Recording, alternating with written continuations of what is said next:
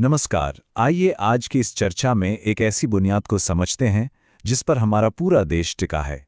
आज हम भारतीय संविधान, सरकार के विभिन्न अंगों और सॉवरेनिटी यानी संप्रभुता के उन एसेंशियल कॉन्सेप्ट्स को डिकोड करेंगे जो किसी भी देश की मशीनरी को स्मूथली चलाने के लिए ज़रूरी होते हैं। तो इस एक्सप्लेनर का रोड मैप बहुत सीधा सा है। हम शुरू करेंगे कॉन्स्टिट्यूशन के कुछ अमेजिंग फैक्ट्स से, फिर समझेंगे सरकार के 3 अंगों को, उनके चेक्स एंड बैलेंसेस को, सेंटर और स्टेट के रिलेशन को और एंड में सॉवरेनिटी को। चलिए शुरू करते हैं। सबसे पहले बात करते हैं उस अल्टीमेट रूल बुक की जिसके बिना कुछ भी मुमकिन नहीं, हमारा संविधान। 1,17,369। अब ये कोई आम वर्ड काउंट नहीं है। सोचिए, दुनिया में मोनाको एक देश है जिसका लिखित संविधान सबसे छोटा माना जाता है, जिसमें मुश्किल से 3,814 शब्द हैं, और उसके मुकाबले भारत का मूल संविधान एक विशाल दस्तावेज जिसमें 1,17,369 शब्द मौजूद हैं। इसका सीधा सा मतलब है कि हमारे संविधान निर्माताओं ने प्रैक्टिकली हर छोटी बड़ी डिटेल को कवर किया था ताकि आने वाली पीढ़ियों को एकदम क्रिस्टल क्लियर मार्गदर्शन मिल सके। और सबसे दिलचस्प बात पता है क्या है? इस मैसिव डॉक्यूमेंट को शुरुआत में किसी मशीन ने प्रिंट नहीं किया था। अंग्रेजी में इसकी कैलीग्राफी प्रेम बिहारी नारायण रायजादा जी ने की थी, बिल्कुल अपने हाथों से। और हिंदी में इसे वसंत कृष्ण वैद्य जी ने उकेर कर लिखा था। और इन पन्नों को खूबसूरती से सजाने का काम किया नंदलाल बोस ने। यही वो महान कलाकार हैं जिन्होंने भारत माता की फेमस पेंटिंग की लेगेसी को आगे बढ़ाया था। एकदम हिस्टोरिकल मास्टरपीस।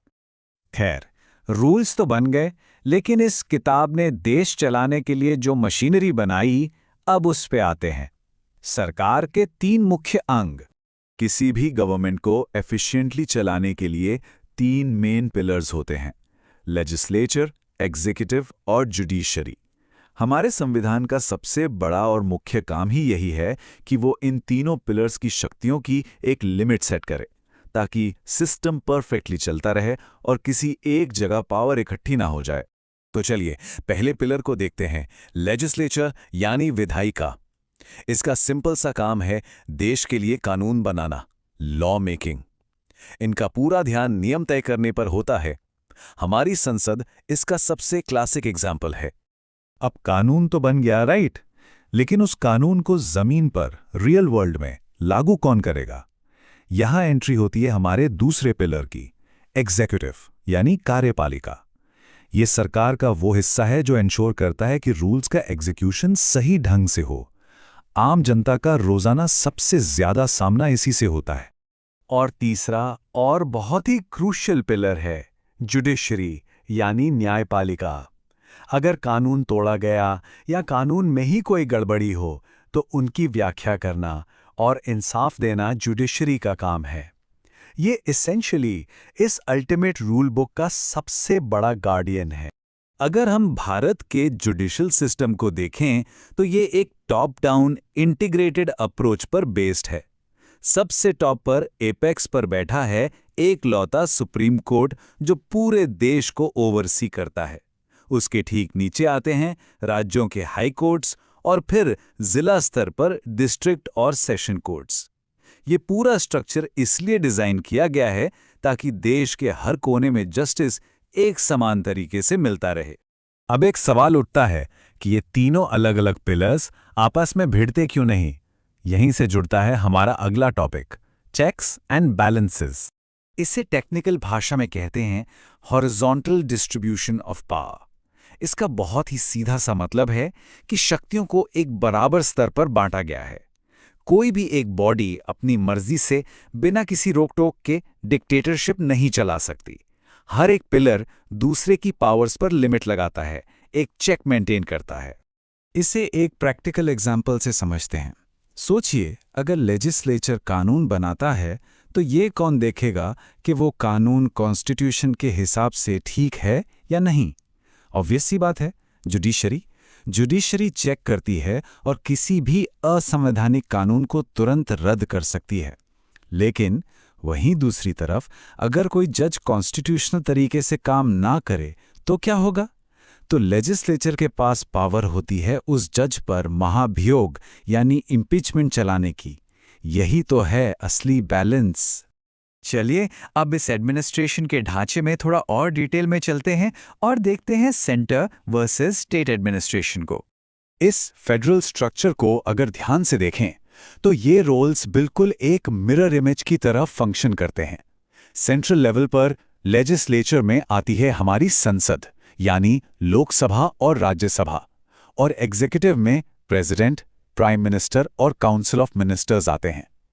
ठीक इसके पैरेलल स्टेट लेवल पर लेजिस्लेचर में विधानमंडल होता है और एग्जीक्यूटिव में गवर्नर, चीफ मिनिस्टर और उनकी काउंसिल ऑफ मिनिस्टर्स। ये स्पेसिफिक सेटअप हमें एकजुट भी रखता है और राज्यों को उनकी आज़ादी भी देता है। लेकिन यहाँ एक छोटा सा ट्विस्ट है। केंद्र में तो 2 सदन होना एकदम लाजमी है, पर स्टेट्स को इसमें फ्रीडम मिली हुई है। आज की डेट में भारत के सिर्फ 6 राज्य ऐसे हैं जहां लेजिस्लेचर के 2 सदन काम करते हैं, जिसमें लेजिस्लेटिव काउंसिल यानी अपर हाउस भी शामिल है। ये राज्य हैं उत्तर प्रदेश, बिहार, महाराष्ट्र, कर्नाटका, तेलंगाना और आंध्र प्रदेश।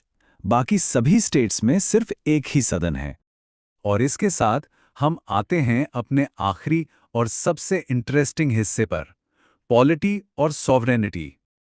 ये शब्द पॉलिटी आखिर है क्या चीज? सिंपल भाषा में कहें तो पॉलिटी का मतलब है एडमिनिस्ट्रेशन। इसे एक शादी के टेंट सेटअप जैसा समझिए। अगर टेंट में खाना, लाइटिंग और डेकोरेशन सब परफेक्टली अरेंज्ड है तो व्यवस्था अच्छी मानी जाती है। बिल्कुल वैसे ही संविधान की बातों को प्रैक्टिकली और एफिशिएंटली देश में लागू करना ही पॉलिटी यानी राज व्यवस्था है। यही तय करता है कि सरकार की सुविधाएं लोगों तक कितने बेहतर ढंग से पहुंचे। अब किसी भी स्टेट यानी एक पॉलिटिकली आज़ाद देश के अस्तित्व में आने के लिए 4 मैंडेटरी एलिमेंट्स की ज़रूरत होती है। पहला, जनसंख्या यानी पॉपुलेशन। दूसरा, एक भूभाग यानी टेरिटरी। तीसरा, सरकार। और चौथा और सबसे अहम हिस्सा सॉवरेनिटी यानी संप्रभुता। अगर इनमें से एक भी मिसिंग है तो एक सच्चा राष्ट्र नहीं बन सकता। लेकिन एक सेकंड, ये सॉवरेनिटी आखिर क्या बला है?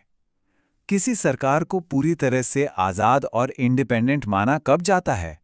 सॉवरेनिटी का बहुत ही स्ट्रेट फॉरवर्ड मतलब है निर्णय लेने की पूरी स्वतंत्रता, absolute freedom of decision making.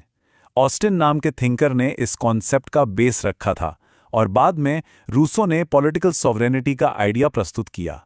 Basically बिना इस फ्रीडम के कोई भी देश आज़ाद नहीं कहलाता।